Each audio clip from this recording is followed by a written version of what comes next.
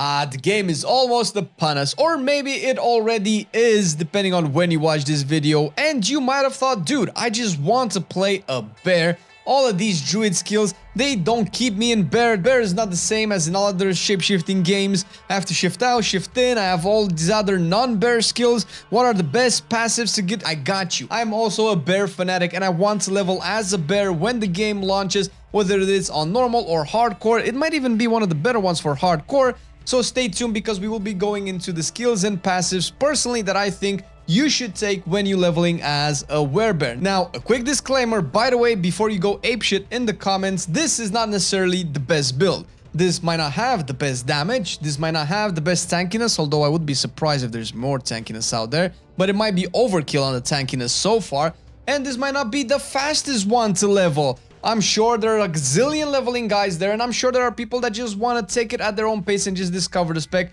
That I would still strongly recommend that you do.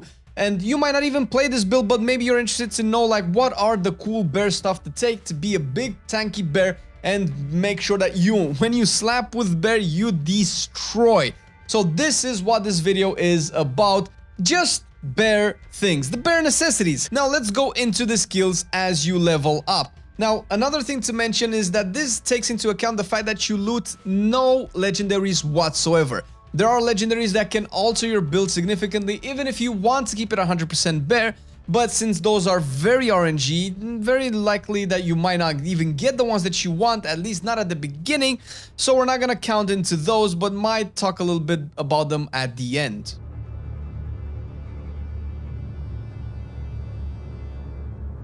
First of all, when you level up, you do want to start with Maul. Clearly, you're gonna put 1 point into Maul, which makes it so that you can have an auto attack that generates spirit. It generates 14 spirit as of now, unless it will change further on, has a lucky hit chance of 30%, and you will deal 20% damage. You will also want to put 1 point into enhanced Maul, meaning that if you hit an enemy with Maul, you will fortify for 2% of your base life so far. This has gotten me to max fortified way quicker in the last iteration of the beta, and is part of why I was significantly tankier the second time around while playing Druid. I'm sure the other ways to build Druid with elemental power and werewolf stuff are good enough its own, but this has basically saved my life a bunch of times. After you put your second point in Enhanced Maul, you'll put your first point into Pulverize, which is your main damage dealing ability where you slap the ground and just deal a lot of damage. I'm not gonna go into what the skills do, we already have a video for that. You will put, as you level up, the next point into Enhanced Pulverize, making that your next Pulverize will overpower every 12 seconds while you remain healthy. Remaining healthy means having your HP above 80%, and obviously Fortified helps you with that by, making sure that you take a lot less damage, and Fortified activates once you have more Fortified HP than actual HP. And I will tell you what that means in a second after we put the last point into Pulverize. Now, there's two different options that you should take. I would recommend taking Raging Pulverize, which means that enemies overpowered by Pulverize are stunned for 2 seconds, because you will be overpowering every 12 seconds, so this means a guaranteed stun every 12 seconds. The other one makes it so that when you Pulverize, they deal reduced damage to you. Now, this is also an option because the 20% reduced damage for 4 seconds is massive, since you'll have a pretty high uptime on them, so if by any chance you find yourself lacking in defensiveness or taking way too much damage, you can of course take away the stun and put it into Primal Pulverize, which is going to net you a little more tankiness, but you can still think that stunning also gives you tankiness because you're not going to be attacked for those 2 seconds. Now, after you put your point into Raging Pulverize, I recommend you take Wild Maul. Going back to Maul, this makes it so that when you Maul, you have a 20% chance to knock back enemies for 1.5 seconds. This, coupled with your stun from Pulverize, you'll have a lot of time to keep enemies crowd controlled and make sure that you essentially just don't take the damage to the face. And by putting a point into Wild Maul, you will, as you level up, of course, unlock the defensive skills. Now, there are a lot of good options here, and they do different things for different aspects of the game. The more generic one that I would recommend you take is Earthen Bulwark, which gives you an Absorb Shield. That's great, but the more important part is Enhanced Earthen Bulwark, especially if you do intend to play hardcore, because this gives you unstoppable. Unstoppable basically makes you immune to stuns, crowd controls of any kind, making sure that you don't die.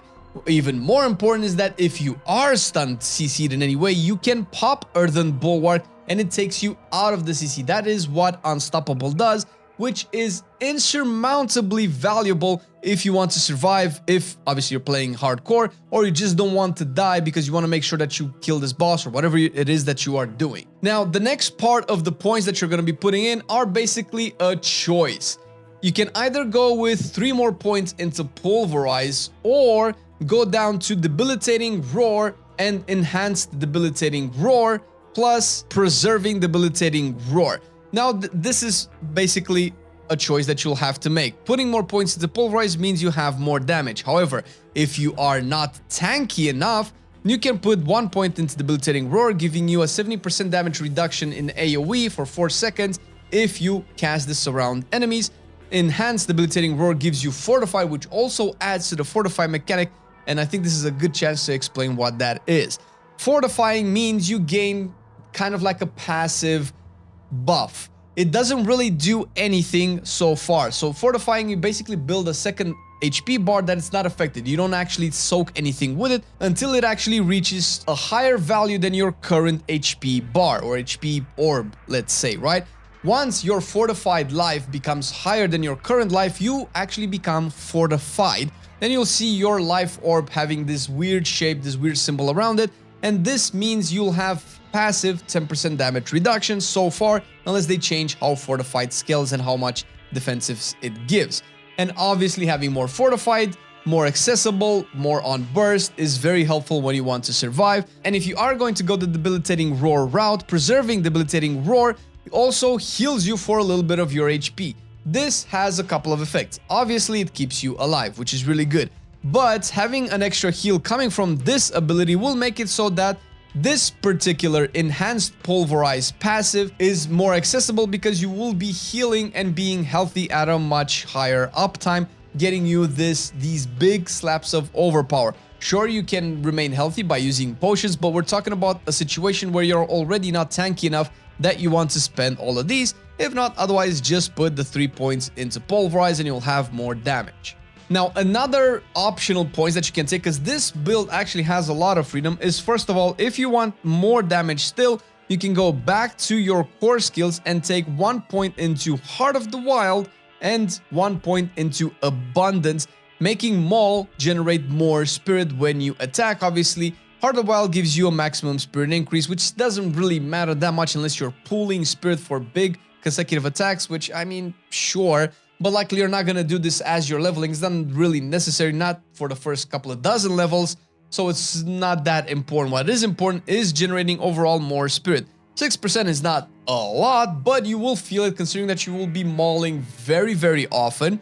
So overall, over the course of a long fight or a long boss fight or a dungeon, you'll gain a lot more spirit, meaning more pulverizes. Now, the other option that you can go for, if, once again, you need to be tankier, you can take 1 point into Ancestral Fortitude, giving you 5%, I would imagine, magical resistance. So anything that's not physical, I would say poison, storm, shadow, all of this stuff, fire and frost and things, you'll get 5% flat increase of tankiness, which is pretty good. And 1 more point into Vigilance, meaning that you get 5% damage reduction for 6 seconds after using a defensive skill. 5% damage reduction is way more valuable than the other one, and it also lasts for 6 seconds once you use the defensive skills. And if by any chance you had problems with tankiness and you picked both Earthen Bulwark and Debilitating Roar, then you'll double dip into Vigilance, being a lot more tanky. You have Earthen Bulwark once every 16 seconds, meaning that once every 16 seconds, you will have 6 seconds of 5% damage reduction, similar to Debilitating Roar. Once every 22 seconds, again, you will have 5% of damage reduction, which stacks with its already existing damage reduction for even more tankiness. I don't know exactly how tuned the Druid is and how much gear you're going to get, but I have found that after the buffs and changes to Druid, more tankiness was just a little bit too much. It's not really necessary, but if you are getting used to the spec, it's probably something that you can look into. And once you've gotten to this point, you will go back to what I mentioned prior, and if you've picked the debilitating roar route, put the other 3 points into pulverize or vice versa. You want either of one of these two. If you want tankiness quicker, get debilitating roar quicker. If not, get the pulverize and then get the other 3 points into the other side as often as possible so you can unlock trample, which is your next bear ability. It is an amazing ability, maybe one of the best abilities in your kit in my opinion. What trample does is has a 14-second cooldown, which is very short. Then you shapeshift into a werebear, becoming unstoppable. Again, another thing that takes you out of CC and also of course makes you immune to CC, meaning you can use it through a pool of crowd controls, and you charge forward, dealing a lot of damage and knocking back enemies. Now, the distance that you charge forward is where your mouse cursor is. You can actually charge quite a fair distance if you position your cursor properly, instead of just charging right next to you. And when you knock enemies back, if you knock them into terrain, walls of any kind, then they take extra damage and are stunned for 3 seconds. I don't have to explain how good these two effects are. And after you put a point into trample, you'll get enhanced trample, making trample do even more damage, and it's gonna be slightly reduced if you use it in AoE. And although the damage of trample is good, the most of the time you're probably gonna be using it to push enemies into a direction, to get out of a sticky fight, or set up for a stun combo to deal a lot of damage to stunned enemies. And the last point you're going to be putting into natural trample, which will grant you 20% life as fortified. Again, we're talking about the fortified mechanic. This, coupled with debilitating roar, will kind of guarantee that you're going to be fortified a lot. Not to mention Maul will also give you fortified, and you might also be lucky to find fortifying effects from other parts of the gameplay, either through your gear or things of that nature. And speaking of all of this, I would strongly recommend putting a point into mending. Mending means that while in werebear form, you receive 5% additional healing from all sources. You have the healing from debilitating roar, you have the healing from your potions, you have a lot of fortified coming in, and you will also want it mostly for provocation. At least 1 point here for now. Provocation makes it so that when you remain in werebear form for at least 30 seconds, your next skill will overpower. Now, you don't have to worry. You don't have to be 30 seconds at a time. Those seconds will pause if you have to shift out of werebear form because there's nothing to attack, and it will resume its stacking up further. So this is very similar to what you had before in pulverize. So not only pulverize will naturally overpower every 12 seconds, it will gain an additional overpower through provocation, and you'll have back-to-back overpower pulverizes, which is particularly great. And after you do this, put the last point into pulverize, completely maxing it for most amount of damage, and this is kind of the core of the build. The rest is still a lot of points that you can put in to get way stronger, but it comes down to you where you want to put them. I would recommend, first of all, to max provocation, which is this one. So you put the remaining 2 points, getting this down to 20 seconds. So once every 20 seconds, you gain an overpower, and once every 12 seconds, your pulverize will gain overpower. You'll most likely want to use both of these overpowers on pulverize. The next one I would recommend you max out is trample for your best other source of damage output, specifically for all of the bonuses that I mentioned it deals. After this, you will want to max out maul with the remainder of the 4 points, and put 1 more point into abundance, because once you put this point here, you will unlock the point all the way at the bottom for your ultimate, the key passive, which you can only have 1 of. Then you'll get Ursine Strength. Clearly, for werebear, you'll gain 20% additional max life while in werebear, basically giving you that werebear beef that you knew from Diablo 2, and also you will retain it for 3 seconds after leaving it. Not to mention that while you are healthy, you deal 30% increased damage. Once again, healthy means you are above 80% HP, so now you know why I made you pick all of those little things that give you extra HP and healing. And once you have put Ursine Strength, you have a couple more optional points to take, and I recommend you get Petrify for the crowd control and CC. It's one of your ultimates, it's on a 50-second cooldown, it will deal damage and stun everything around you and make you deal increased critical strike damage. Obviously, this is particularly really good, and it couples with your big overpower hits, which will melt your enemies. You might have noticed that I didn't make you take Grizzly Rage. Now, you can take Grizzly Rage instead of Petrify. When I tested it on the beta, it was very awkward because you are stuck in the Werebear form. You are not able to do anything else. It's kind of like a locked and load. You do deal a lot of extra damage, and it is probably really good. I personally didn't find a lot of good use for it because it does last for a long time. I didn't feel like I needed it this early. Things died before this became really good. And I think Petrify is probably overall a much better option, but you can instead take Grizzly Rage if you don't like Petrify, or if you just want to go full on bear. I know I said that this is a full on bear, but just Grizzly Rage was just a little bit meh. I don't know if we need a specific aspect or legendary to make this really cool later on, but once you get to this level to unlock Grizzly Rage, it was a little bit underwhelming. And from now, you just put in the rest of the passives. If you are still struggling for tankiness, I would recommend you take Defensive Posture, which will give you more fortified, 1 point first in, and then 1 point into Nature's Resolve, giving you a 5% chance when struck to fortify you for 4% of your life. And assuming that you're going to be playing in big packs, going to dungeons, you're going to get a lot of fortify from just being attacked, with another point into Unrestrained, where you reduce the duration of controlled impairing effects by 3%, triple this effect while you have fortify for over 50% of your max life, which you will likely have if you consistently stay in battle, meaning that crowd control will last 10% less on you. But if this isn't necessary, because you're probably going to have at least 2 abilities that are unstoppable that will take you out of crowd control, this is just extra once you get a super high level, I would recommend you either max one of these 2 or both for more tankiness, Defensive Posture or Nature's Resolve, or finish maxing out all the passives from the beginning.